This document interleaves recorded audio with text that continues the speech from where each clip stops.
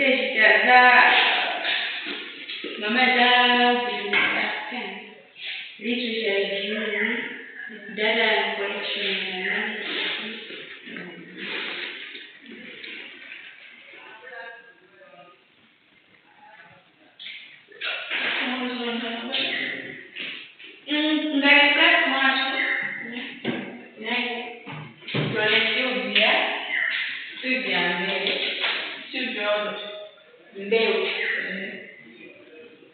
Cynthia, como Cynthia eneo niliona neno na wengi wewe na uje Angela wajanisho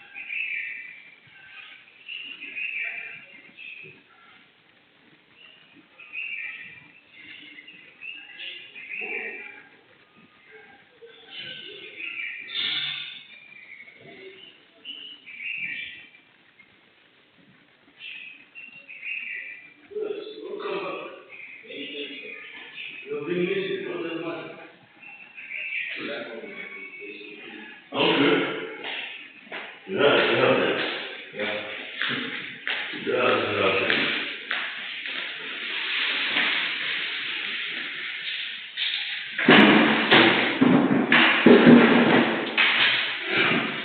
So we just want for it to be moved. Use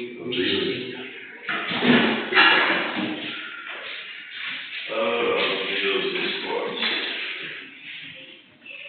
Is this for your No. It's for It's for this one? Google? system?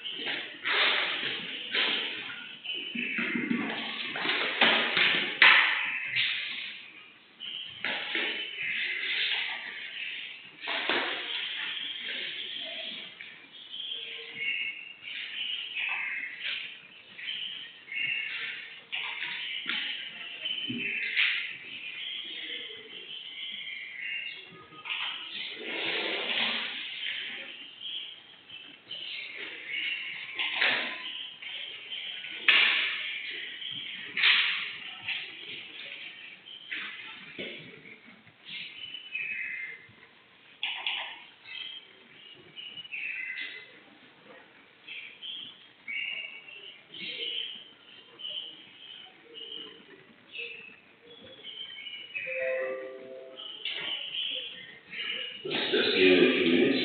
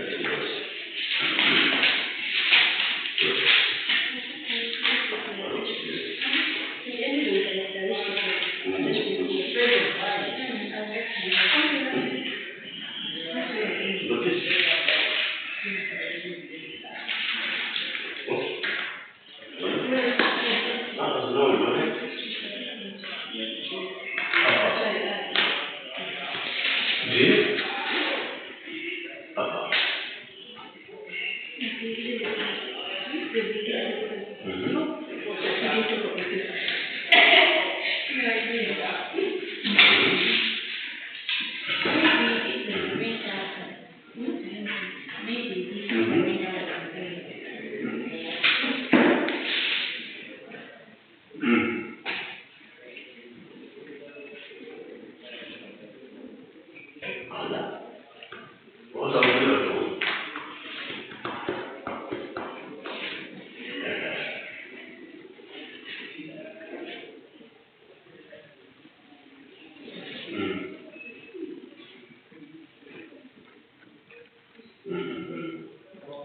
So they are good company. They're not your own last night. I'm not sure. I think but I'm sure she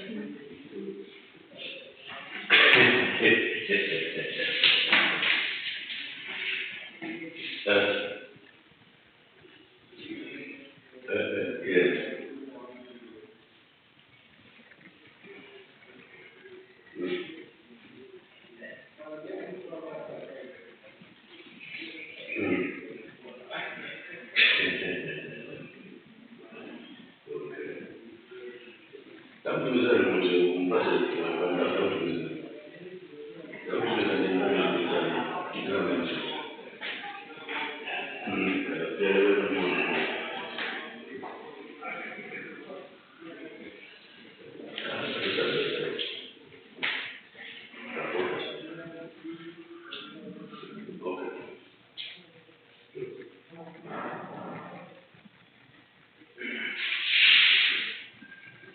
Yeah, let's see if Mwabe can take us through. What is it? Yeah, characteristics of attachment theory. Huh? Characteristics of attachment theory. Is it? Characteristics? Yes. Okay. Yeah, we work on that together. Also at some of the issues you looked at during the exams and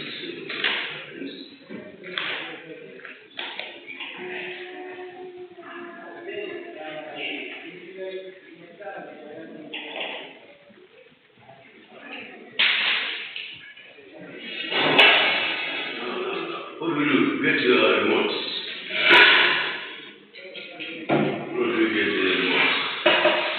Check with the bank.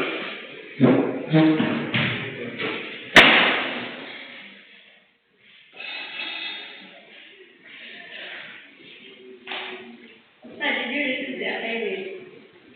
The shoes. Should be ready for your feedback. Did you send yours? And yours? And everybody?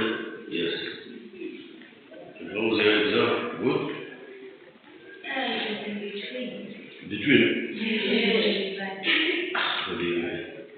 It wasn't difficult, it wasn't easy. I thought it. What was it?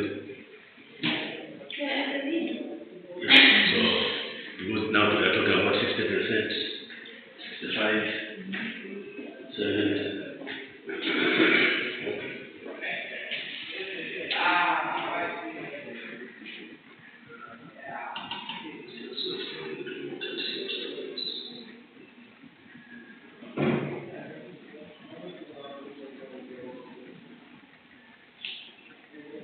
What is that you wanted today?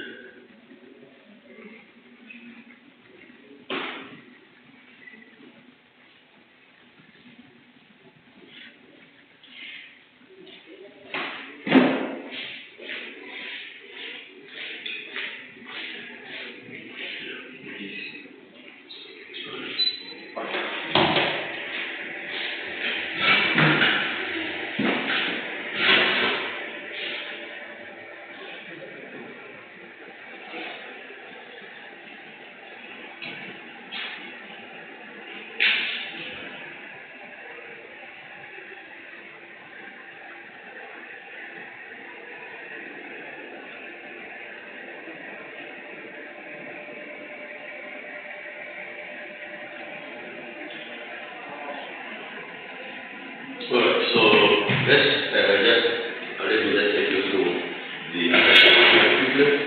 And we did look at it, and we said we're going to look at a few theories pertaining to subject matter, which is the current education.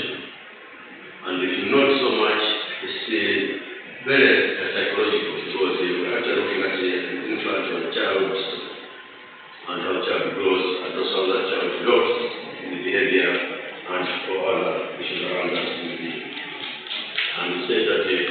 parent, as a caregiver, is at the center of all that.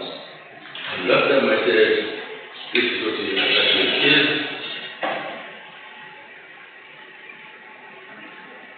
Something is true? Different?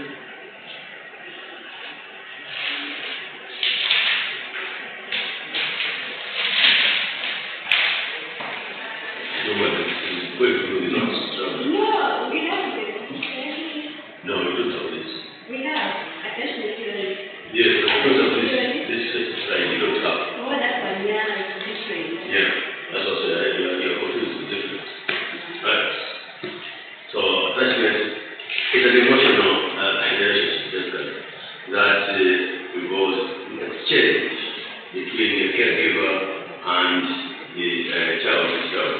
And all that ensures that the child feels cared for, is comfortable, and also the child needs to have that pleasure, because we all know that for a child to grow into a proper being, the issue of happiness, pressure must be there, because these are things that contribute towards the emotional growth of development of that person. And also that when we talk about attachment, every time we talk about attachment, we're talking about connection between the human being, right? So the human being gets connected. And attachment is not only about the child and the caregiver. You still also have attachments even for adults, right? Which manifests itself in terms of relationships, for example, right? It's very rare that somebody whose attachment was skewed or a bit awkward at any stage, during the any stages of that individual develops some problems with the attachment in relation to relationships between him and other people around. So this becomes quite interesting. And therefore, we know that this attachment is not a short-term issue, it is a long-term issue which runs throughout an individual's life cycle, and also does influence how the individual will behave in later years. This is very, very important. Last time I think we did mention that we all grow up and develop differently, right? We have people who are naturally introverted, for example, or extroverted. And if you check those individuals' backgrounds and how they are brought up, you will discover that the attachment between that individual and the caregiver may not have been as healthy as it should have been, right? So you may get an individual who is socially not well developed. In other words, an individual who may have problems associating with other people socially, right? We have known this in families, right? So all these things could be a result of the attachment during the early years of that particular individual. So what was next? This is the first meeting, right? For all of you. Since closure after the examination, right? Yes. No, I'll give you 2 minutes to say hi. And we'll retrieve our friend here. Yes. Did you know that is it? Yeah, we were receiving today. Let's see this. I was here. Yeah, so this is what we look at that type of attachments. And also now, we should also be aware, of course I should bring this thing around, that's why I brought it at the beginning, is that sometimes there are instances where how you attach and you grow up during early years may also be different in the way you manifest your behavior as an adult, right? It's possible. And this, as I say, is sometimes because of the environment in which that particular individual is in, because the experiences that an individual may be exposed to. So this is possible. What we are saying is not all that comes with attachment actually manifests itself in later years as it were during that particular time. So experiences of individuals and also the environment in which that individual is growing may actually affect the way that individual's behavior is patterned, right? Because of the exposure to society. You remember we looked at the issue of socialization, right? So from the home and outside the home, right? That type of difference between the environment in the home and the environment outside the home can actually have an impact on how an individual's behavior is practiced. So those are the issues that you should be looking at. Okay, so let's run through. Today we just run through this one. And the next week we're going to be parent development theory and some other theories. I wanted to look at the reinforcement theory. I think we're looking at that one. Right? No? Yes? What? No? We have. And then we want to do some repetition. We're looking at Erickson and also talking reinforcement and this and whatever. Punishment and reward and those sorts of things. Right? Yes. So don't need that to move on to that. Okay. So that's just it. So as I said, just to remind you, after 1 week, and also with the anxiety about how you have planned to do your examinations. I'm not going to bring you some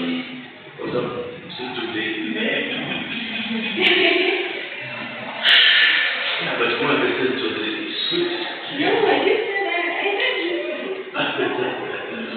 Alright.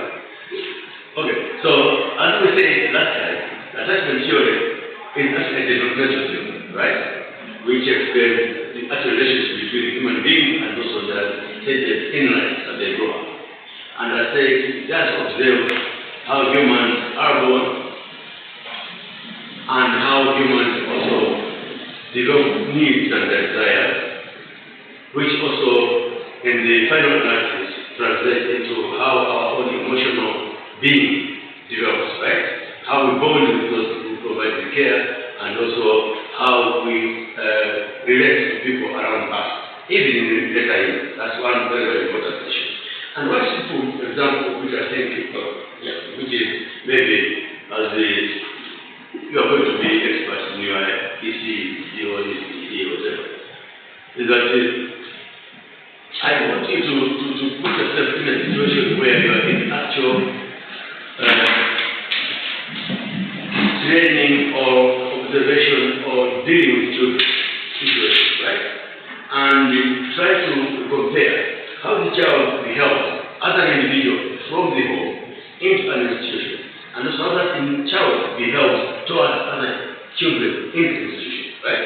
This is just the way you can actually observe, and I think we're all we agree that learning can be observed, right? Now, from your part as people who are supposed to look at these issues, try to, if it were possible, just observe what happens. Will the behavior of a child be reflected as originally gained in the home, or will be changing as a child grows up? And a child grows up, right?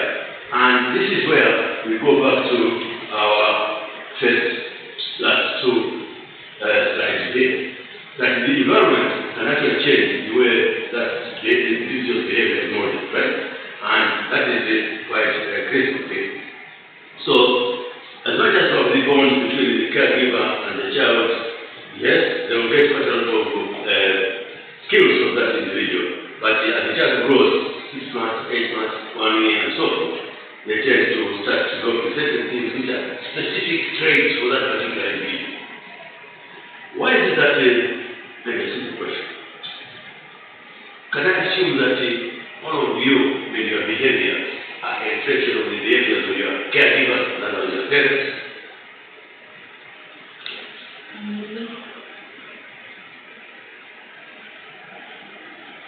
Still, my class, that I'm there, not just time to do it here.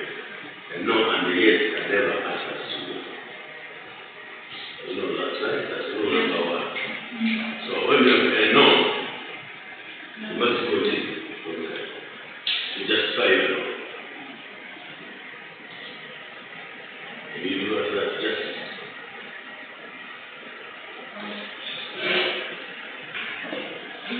Our behavior is not working with the children, can give them behavior for parents before. Sometimes what we do as our children is contrary to what our parents do. For example, my father can be what I do outside here. It's when I'm home, I can try to convince them as if I'm a good child, right? But now when I go outside, I change. Now I start engaging what other people do. That's what we said earlier on. The experiences that you get, right? And actually your own consciousness. And Brown proved that the appropriateness of this theory after looked at those areas. Issue of expression, issue of experience, and those issues of how you regulate your emotions. And these three things are going to find them as a possible, what actually these things are supposed to be. In other words, what it's trying to tell us is that the caregiver-child attachment or relationship is based on those three things. How emotions are controlled and regulated, how the experience impacts individual behavior, and also how we express ourselves towards each other. And here, that's when you look at what we call the normative, right? And also how an individual, we can focus on an individual. We talk about something normative, something which is accepted as normal. But then, over and beyond what is accepted as normal, then you have your individual traits, your individual characteristics, which would be very, very different from what would be obtaining given to be true situations around. So here, it looks at those from one, they need to get protected, and also they need to regulate negative emotions. Right, so there are two things here. One, the issue of protection, because of the vulnerabilities around that child, and also the issue of emotions. And when we talk about emotions, they are both ways, right? Emotions from the caregiver viewpoint, and also emotions from the child himself or herself, and also how these can be managed. And these two have the likelihood to impact the behavior of a particular child. So here, when we look at the normative components of our attachments, it does look at the stimuli or stimulus that can be evoked, right, in a way of emotions, and also how we would respond to that particular situation, right? So normative, it is normal. When we say normal, do you think as individuals we have emotions?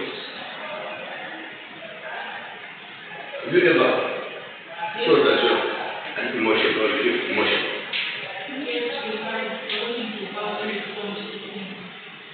No, okay, I like that. So even now here, all of us have some parts of us is emotional.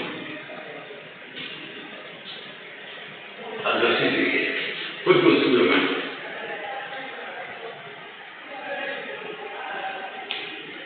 You don't tell me that there's nothing going through your mind. Something is going through your mind. Just something is going through your mind.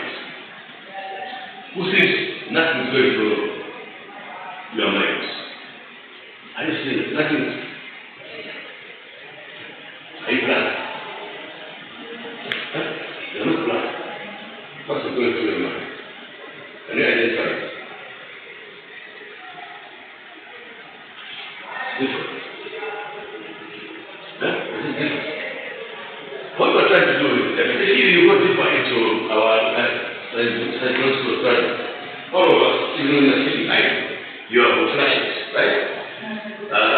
Your mind flashes a few things around, and all those things are the subconscious things around. That's why I can't identify them. They're just unconscious and subconscious that's moving around. But if you have to pay attention and you think serious about what you think is going through your mind, you get something to do through your mind. Right? And that is where the issue of emotion comes in. How do you manage the thoughts that come out of your mind? Right? And those are things that actually ignite or trigger the emotions around. So all of us And the degree to which we regulate our emotions also defines our character as human beings. That's what happens. And now the question is, can a 1-year-old child be emotional? 2-year-old, 6 months old is emotional? Yes. You see, a baby is not very enjoying a day, and if I come to the you see the baby can cry or can feel happy. That means if the baby is crying, that means it doesn't want that person, then it's showing that emotion. Alright, we looked at those things that maybe we forgot. Yes. Cry, for example, hunger, right? It's an emotional issue which can ignite crying in the baby. And it's a trigger which actually also can inform the caregiver about the state in which that baby is in. So this is actually what it is. So here, the stimuli is about how we identify our emotions and also how we can deal with those emotions that anyone can get us. So children too have emotions. And those, that is where the critical part lies. Right? When I went to look at the characteristics and things like those, we should see how it is. Is it possible for a child who felt emotionally neglected as a child is going to show those signs when the child has grown up? It's possible, right? Okay. So here, yes, attachment imbues a series of emotions, and also these define the relationship between the two individuals that interact. So here we are. So the type of care support one receives from the attachment figure can influence an individual in the following ways. How the individual shapes his life, how an individual's attitude gets shaped, the expectation, and also the issue of cognitive development, and also how that individual can develop strategies to cope with the situation as it comes. And I think also we did look at the normative features of attachment, and we said we stopped at characteristics. Okay.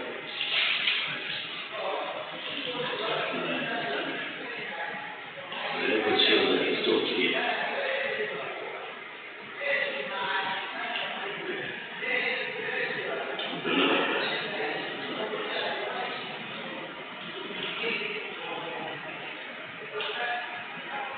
So this is how the attachment manifests itself. And now the normative features of this theory says that all humans, and including animals, attachment is through emotional side. And has been observed that these can be demonstrated or even observed as a sequence of reactions, right, between the caregiver and the child, and this can be very clear in areas or in the situations of separation, for example, and also because of the issue of vulnerability. In other words, if the child left alone without a caregiver feels that sense of vulnerability and therefore can involve some emotions around it. And these go on as we proceed. Right. So let's start. Let's do this. So you can get used or not.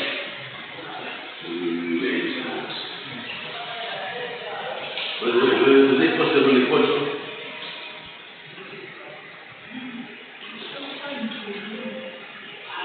And are very clear those are the complaints from several. Too much noise and so much and videos on there. So interesting. But I think I gave you this example. If a child is abandoned at bed, what do you do?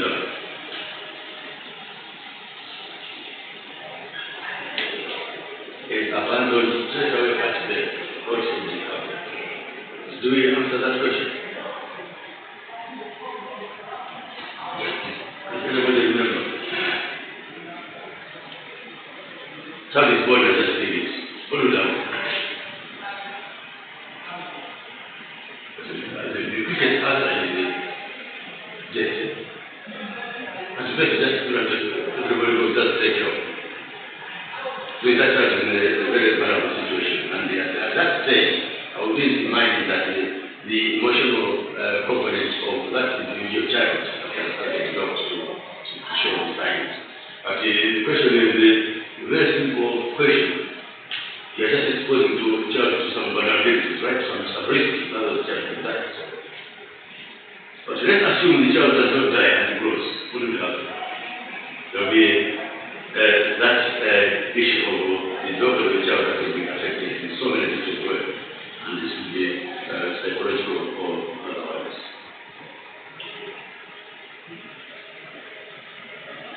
Okay, so these are some features of the judgment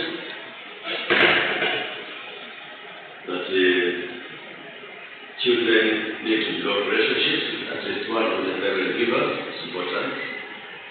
And I still find it a bit today. In a family, in a home,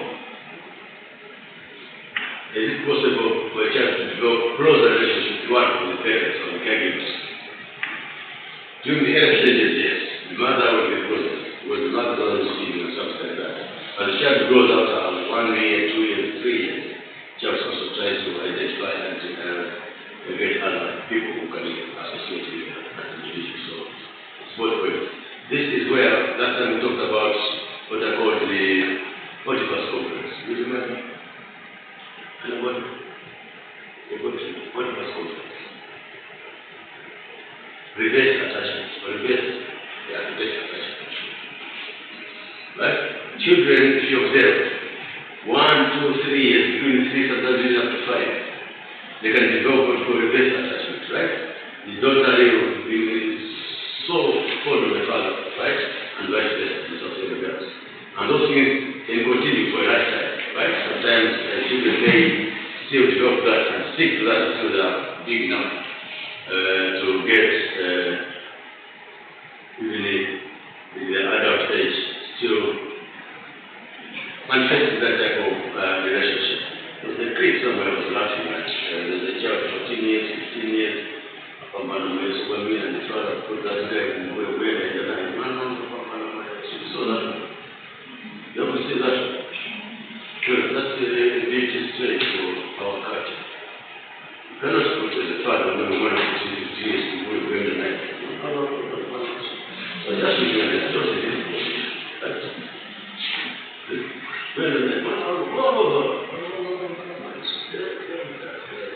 That is, to me, it started when the child was growing. There was that reverse attachment, right? So the father was quite a lot of attachment to the daughter and something like that. And there was a small boy who should have been encouraged by his father, right? Just laughing. And very distant from the father. But the father is also his big daughter. So, to him, that's the fact, that's good, right? But for people like us, you can see something quite different from that type of behavior. So, that's how attachment can be best. And sometimes there's consequences in all of this. That's where sometimes you get situations where you have issues of business, right? And both of those things.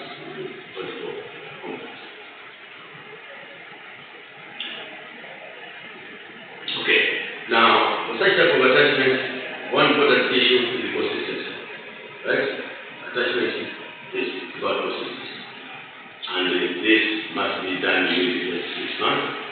And also, that based on the responses of the parents, right? How they respond to situations as they obtain. This is where we stopped? No. Yeah, we looked at we looked at the 4 characteristics, and if you read some books, some characteristics I think are mentioned, cited by other authors, right? But they use different words, meaning same, right? So don't get confused. Different words mean same. close with the secure attachments, where children use that to also be very close to the caregivers at that age. And also here, that's where the child's growth begins, the development begins, and child starts to explore around. And the child is easily exposed when it knows that it is secure with somebody around to provide that particular security. So if you get other books, they talk about proximity something, right? And the characteristics for take note of that. We talk about proximity, closeness, and secure attachment. We don't have secure when you're close, right? So that's what it means. So you get some of those from different writers here. Then another one is the avoidance one, where you avoid, and another way is that you are not close enough, there's no proximity, and that demonstrates that emotionally, as a caregiver, you are not available, you are unavailable. And therefore, that can have an impact on how that child grows and also develops. And in some books, they use the avoidance attachment right here, but also it will be avoidance behavior or something like that. And that's essential.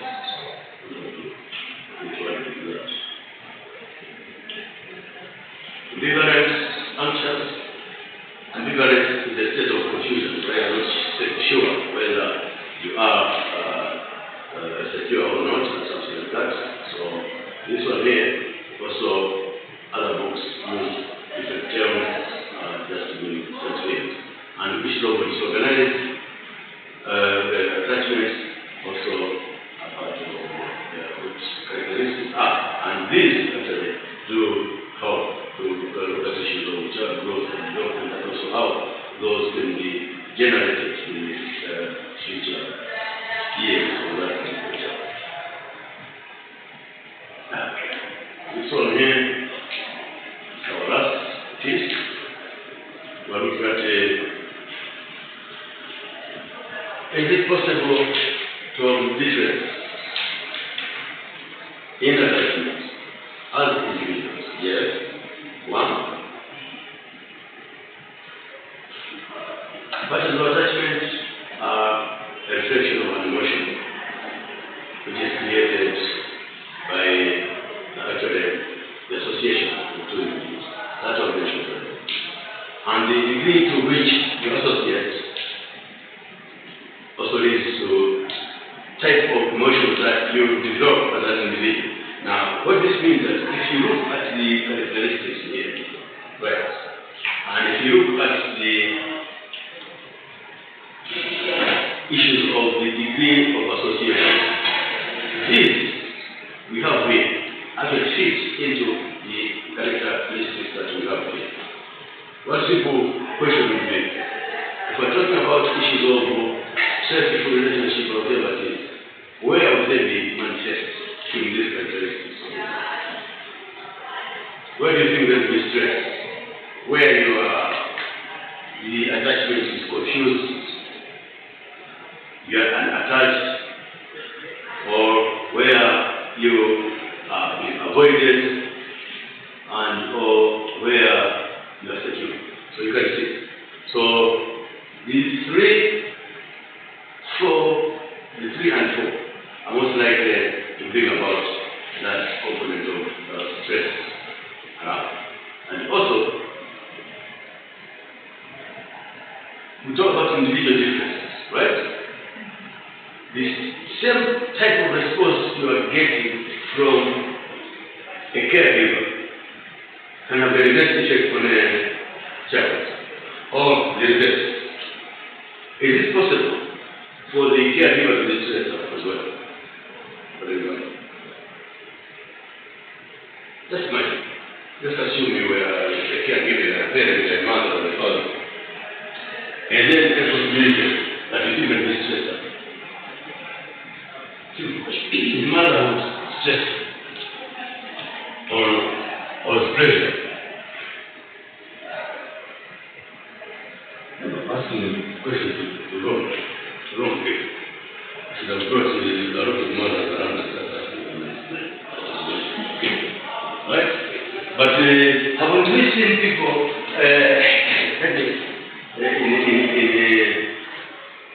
what we call in therapy, or what we call postpartum stress, right? That is stress related to issues of giving birth and the care. That is performance. So indeed, actually, that the attachment can really create stress in the caregiver. That is possible. Okay, let's assume your caregivers in the school. Do you think that the job is beautiful, or they get stressed out, it's boring? That's nothing. What do you think is that? To deal with 20 children from different homes, with different characteristics, with different things that they do. How do you feel? It's stressful. Here we're trying to look at how attachment can affect the individual, right? That is stressful. I can't imagine what it is like. Kwa mzazi kulinda kama mtoto wina na machani kwa that's a relax. So it must be stressful. Now here, some of these signs then are best understood from the three types of what we call emotional regulation, right?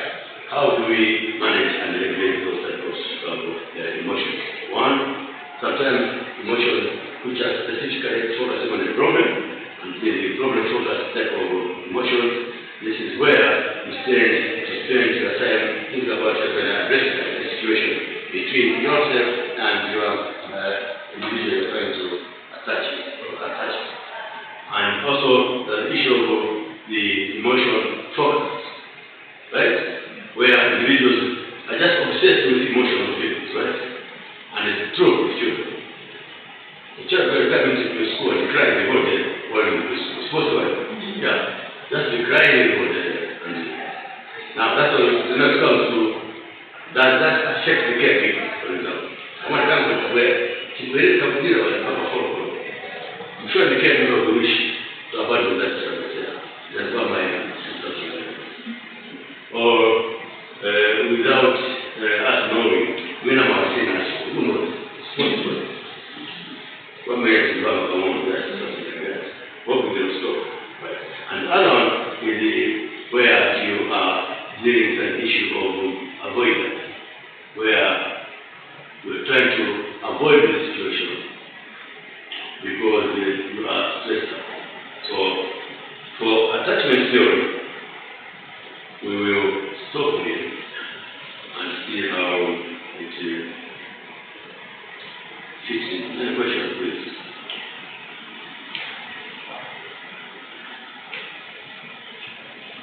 For your information, I know that you quiet and quiet whatever it is. These are not the still good areas to be happy about. So, understood, Mother?